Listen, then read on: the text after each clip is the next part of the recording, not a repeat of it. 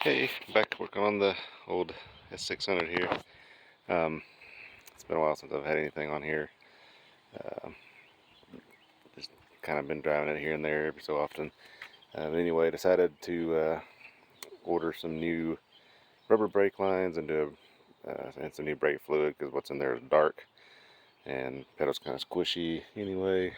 So I was going to do that, and also at the time I also ordered a oil filter because the oil change about due, and a new little mount for one of the air filter or air boxes. Anyway, so um, I had started on this wheel to just kind of put a little PB blaster on the brake lines so they'll be easier to disconnect from the hard lines. So I jacked it up, did this wheel, jacked it up, started to do this wheel. I was like, oh, I need to turn the steering wheel so I can get it up in there better. So I hopped in, went to crank it. Key would not turn at all. Tried all three keys that I have two fobs. They don't work as far as that part goes, but you know, they start the car and everything like that. And then just a regular like valet key. So I was like, well, shoot. Kept trying them, jiggling on everything, would not turn. So of course I stopped worrying about the brakes and decided to figure out what's going on with the steering. Anyway, so without making a video, because I was kind of frustrated about the whole situation, yeah, that right there. Anyway, so yeah, there's the under dash. Took it out, both pieces that's under there. It's only a few screws, and the tricky part is these these things right here. I had to slip this tool up under here to release those two. They hook on to that under dash there. And so it turns out it was the old ones in the house. Possibly the wheel lock here.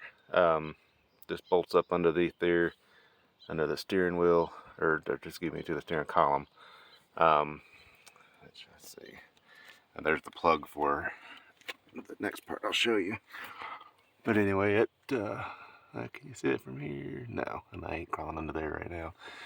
But it's in this general area right here on that side.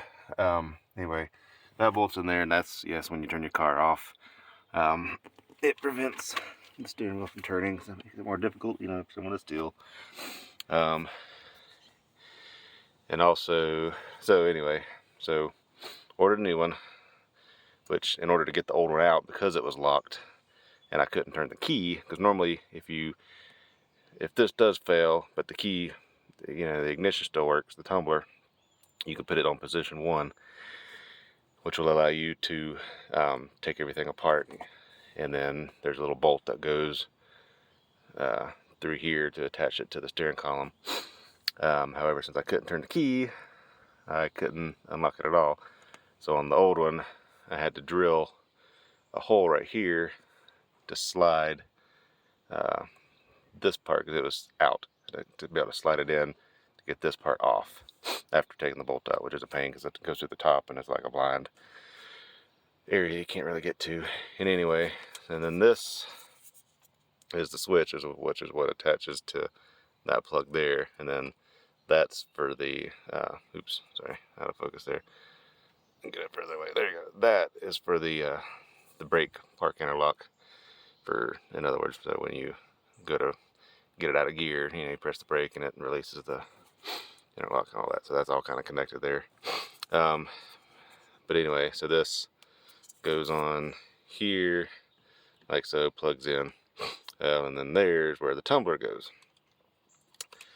And so got the new tumbler, comes with a new key, which is the correct key cut for this VIN. Amazing part was I had to get all this from the dealership. See, all of Mercedes boxes there. Not cheap, but it's the only way I'm going to get it to run again. ordered it on a Tuesday. Yeah, they said it'd be at least 3 days. Came in 2 days later from Texas, which, I mean, that means they had to key this bad boy up quick. They know what they're doing, I guess. So anyway, yeah, and there's also, let's see, for the chip key part, that's the little thing that reads the chip in the key that goes around around this part. So the bad news was on the old one, which I'm not going to go inside and get it, there's a little metal collar that goes over this, and that's what the chip reader attaches to.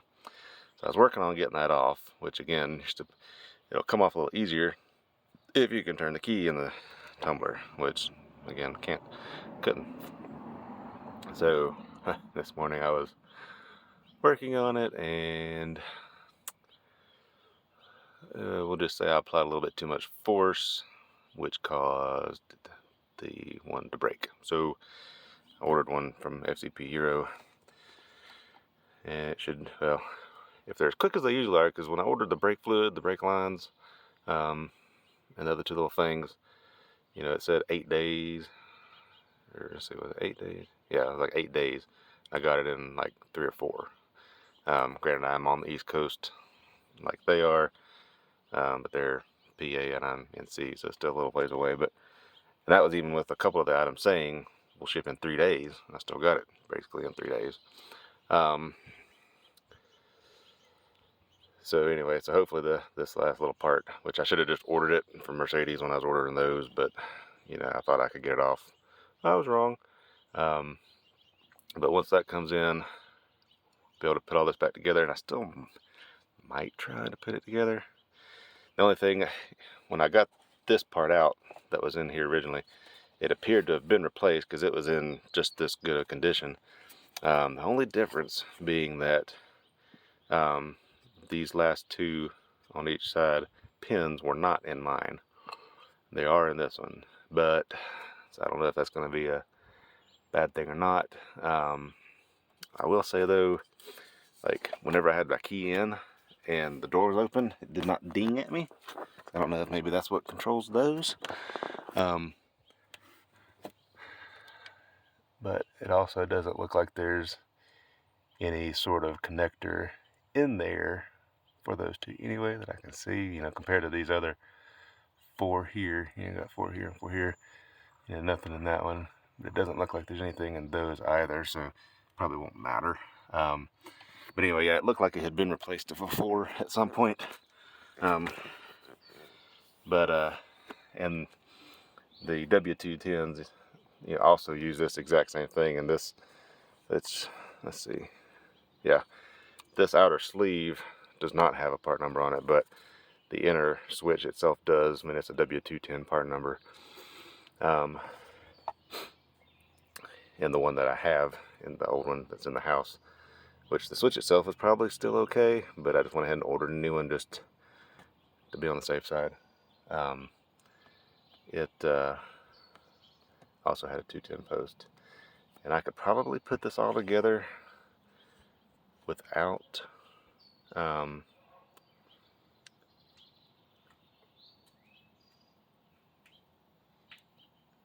that on there, but I just don't want to chance it. So I'll keep you posted once I get the rest of it done, and try to make a video of me putting it all back together. Wish me luck on that. Thanks. Have a good day.